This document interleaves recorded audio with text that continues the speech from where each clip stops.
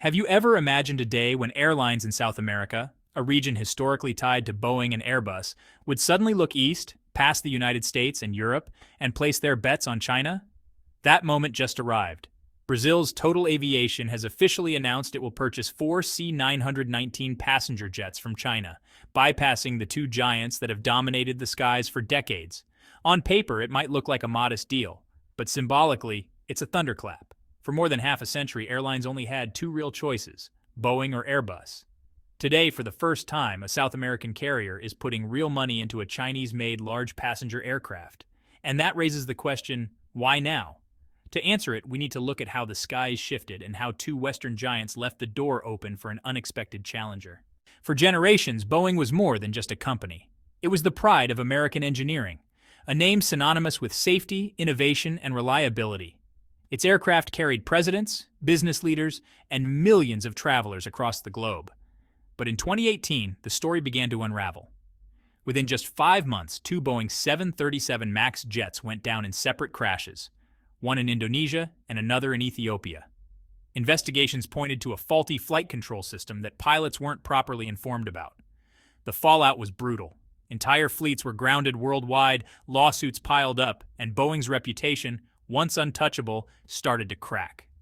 By the time the 737 MAX finally returned to service in 2023, many hoped Boeing would reclaim its footing. Instead, 2024 brought new nightmares. Reports of cabin doors detaching mid-flight, loose parts, even engine troubles that sounded more like stories from a budget carrier than one of the most trusted names in aviation. The numbers tell the story. In the first half of 2024, Boeing's new aircraft orders collapsed by 70%. In June alone, it managed to sell just 14 planes, compared to more than 300 during the same month a year earlier. That's a 95% plunge. For airlines, this wasn't just bad PR. It was a full-blown crisis of confidence. And when the world's biggest name in aviation stumbles, a vacuum forms, one that competitors are desperate to fill. Naturally, airlines shifted their attention to Boeing's European rival, Airbus. At first, Airbus seemed perfectly positioned to capture Boeing's lost business. Orders surged, hitting record highs in 2023 with nearly 3,000 aircraft booked. Airbus even delivered over 700 planes that year, more than any other manufacturer. But then reality hit. Airbus simply couldn't keep up. Despite bold plans to increase production, the company had just 10 final assembly lines worldwide, nowhere near enough to handle exploding demand. Supply chains were already stretched, and delivery schedules became painfully long. Airlines that wanted planes in months were told they'd need to wait years.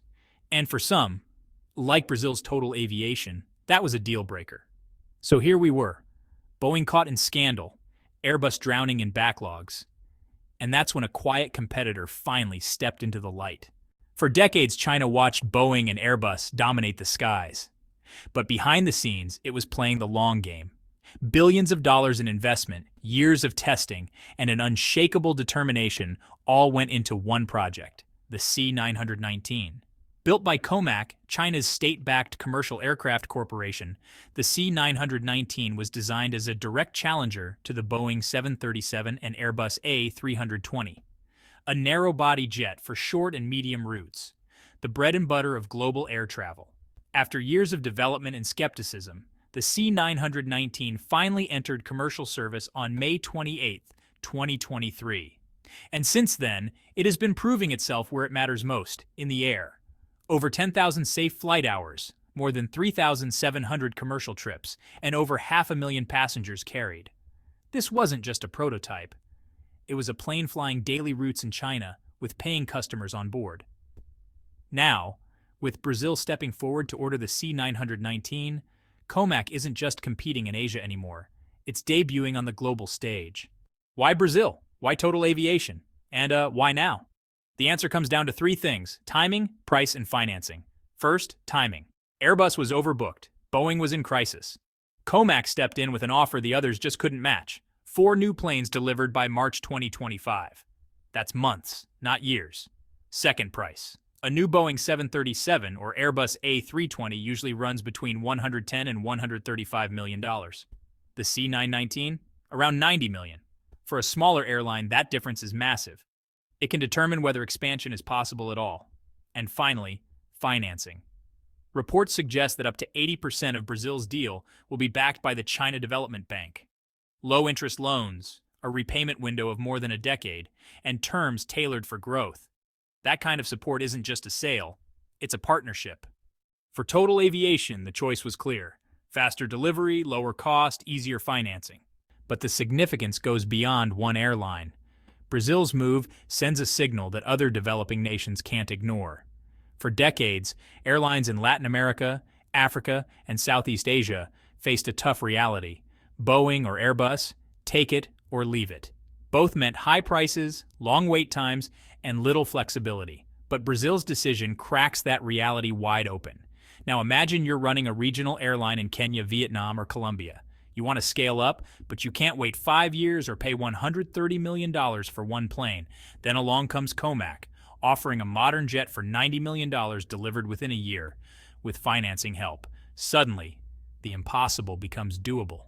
And every successful delivery chips away at the skepticism that once surrounded China's aviation industry. This isn't just about one order. It's about rewriting the rules of the game. But before Comac can truly challenge Boeing and Airbus, there's one giant obstacle: global certification.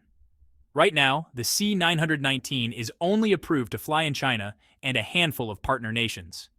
Without certification from the U.S. Federal Aviation Administration or the European Union Aviation Safety Agency, airlines in North America and Europe legally can't operate the C919, no matter how much they want to. And here's where politics complicates things. For years, Comac has sought Western certification, but many experts believe the process is slowed not just by safety tests, but by geopolitics. With tensions between China and the West rising, approval has become as much about diplomacy as engineering. Still, progress may be coming. In late 2024, EASA inspectors visited Shanghai for a detailed review of the C919. While certification hasn't been granted yet, insiders say it was a constructive step.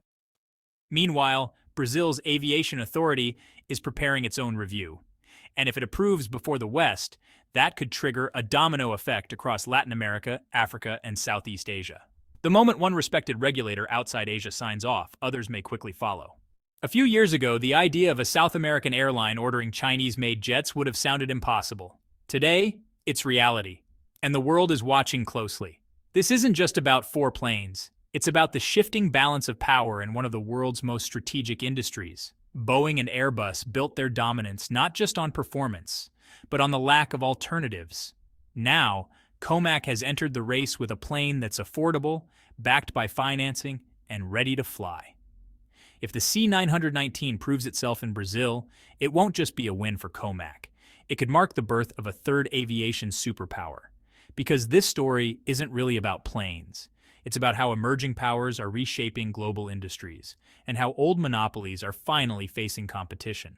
So, keep your eyes on the skies, and especially on China's C919.